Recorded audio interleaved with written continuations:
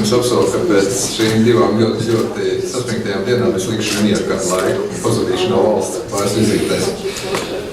Bet es arī gribētu teikt to, ka mums šodien bija ļoti laba divpusējā saruna ar manu Lietuvas kolēģi, kurš līdzīgi kā Aštons kundze, līdzīgi kā Ārlietu ministrs ir ieradies šeit Rīgā, lai uzrunātu mūsu vēstnieku konferenci,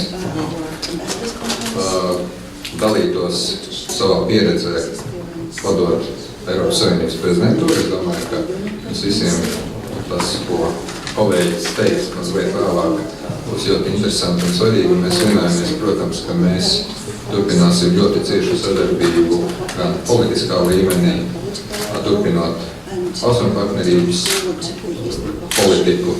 Arī mēs strādāsim pie Centrālā Azijas prioritātes, bet arī turpināsim šādu pašu sadarbību praktiskā līmenī. Ir ļoti daudz lietas, kuras, es domāju, mēs varam no mūsu draugiem mācīties.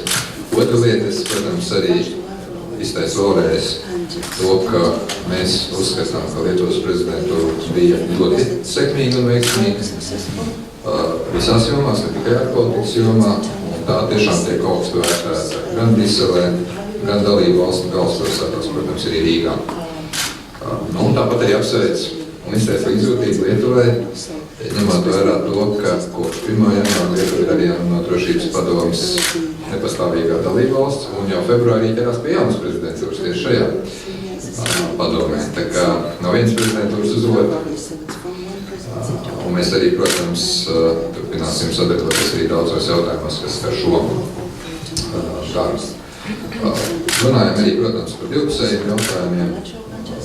Mums ir prieks, ka mēs esam atsākuši sarunas par ekonomiskās sadarbības līgumu. Delegāciju vadītāji drīzumā tiksies, lai pārunātu šī dokumenta sagatavošanu. Ja šis dokuments ir sagatavots, tad es domāju, tas varētu būt arī pozitīvs tāds stimuls, lai mēs atgrieztos pie pilna spektra jautājumu, ieskaitot arī jūras robežu līgumu ratifikāciju kopā ar šādu ekonomiskās sadarbības līgumu. Runājām arī, protams, par reģionālās sadarbības projektiem, enerģētiku, transportu, rail politiku. Pārunājām arī jautājumus, kas skar, mums ir arī zināmas problēma lokas saistībā ar dzelzceļa līniju starp Lietuvu un Latviju. Konstatējām, ka arī šeit kolēģi no satiksmes ministrijām strādā. Un, protams, arī neizbēgam, un tas arī bija ļoti svarīgs mūsu sarunu temats, pārējām situāciju Ukrainā. Arī, teiksim, to, kā mēs redzam šo situāciju attīstoties, un arī vienojāmies, ka turpināsim aktīvu divpusējo dialogu, arī turpināsim strādāt Ziemeļvalstu Latvijas līmenī, lai šo, teiksim, situāciju arī vairāk skatītu no mūsu tāda reģionālās sadarbības un interešu viedokļa. Es laikam šeit apstāšos un aicināšu tad kolēģi savukārt teikt dažas vārdas. Ministru.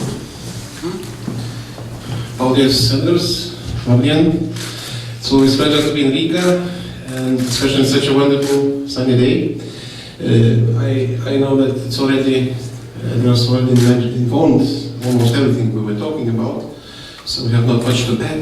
Just to say that really we have very rich bilateral agenda, but also not less boring multilateral agenda, because a lot of challenges ahead in various formats, and not surprisingly our positions are like-minded, so it's always important to compare notes, to talk to each other, to consult what we are doing on permanent. Definitely, as you know, we are meeting quite often in other places, not only in capitals, and we will continue to do that, but this coming year will be even more interesting piece for us, but we will try to share with our friends and closest allies our challenges in UN Security Council, which is really has to do not with the agenda we are doing every day, European affairs and everything around, but in the world also a lot of problems existing, and we are happy being able to have opportunity to have a say in this world, so to say, arena.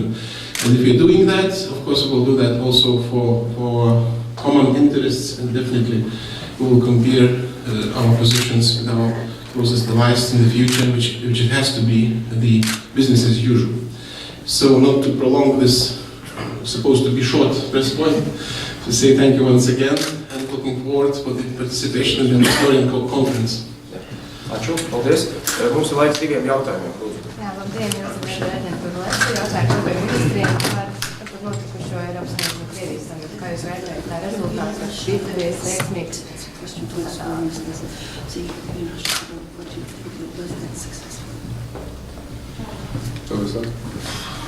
I will follow the lead. As a former presidency. Frankly speaking, it's good that summit's taking place. This summit, as far as we know, we didn't take part in the summit, as you know. It's the President of the European Council and also President of the Commission, President of Russia. But this discussion, as far as we know, was business-like, to the point, very concrete. The positions on many issues are different, as you know, but this doesn't mean that the parties should not be involved, engaged in the dialogue. So this is the case. But we are always reminding to our friends that we are for genuine strategic partnership with Russia. That means reciprocal interests should be respected.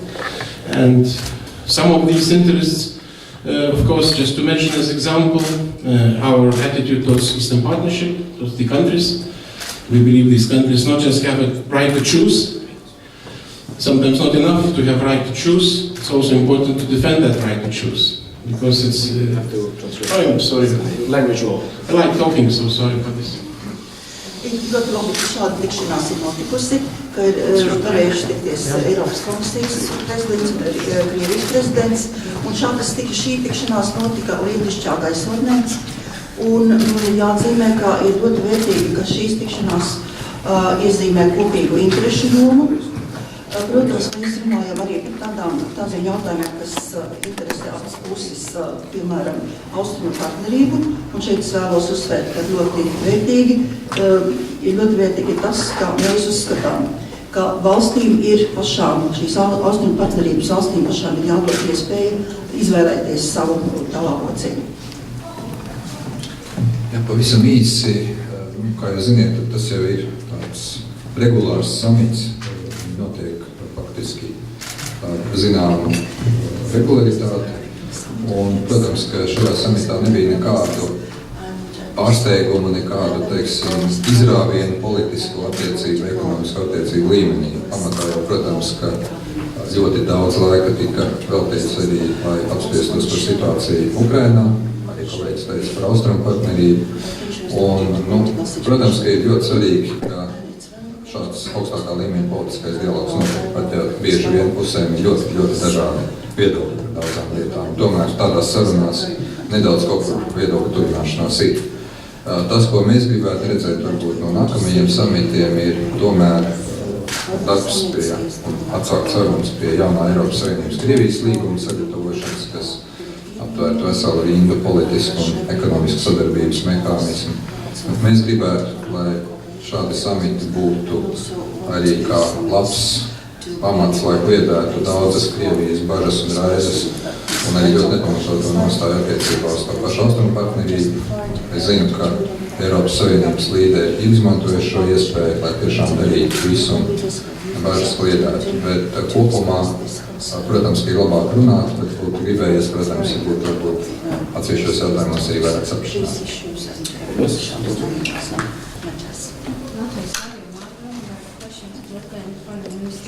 After the EU presidency, what lessons has Lithuania learned in relationships with Russia that you would also like to pass on to Latvia, which will have the presidency next year?